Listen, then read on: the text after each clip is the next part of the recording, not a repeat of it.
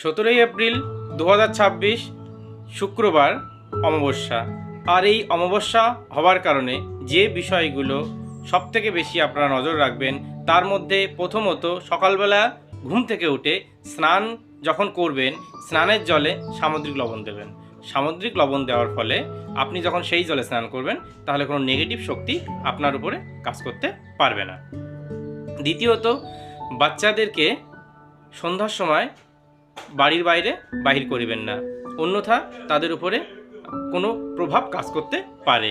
তাছাড়া কারোর এঁঠো খাবার আপনি উক্ত দিনে অর্থাৎ শুক্রবার দিন খাবেন না, এবং কারোর সাথে তর্কে জড়াবেন না। তর্কে জড়ানো মানে আপনার নানা রকম সমস্যা, ঝঞ্ঝাট ঝামেলা, অশান্তিকর পরিবেশ পরিস্থিতি তৈরি হতে পারে।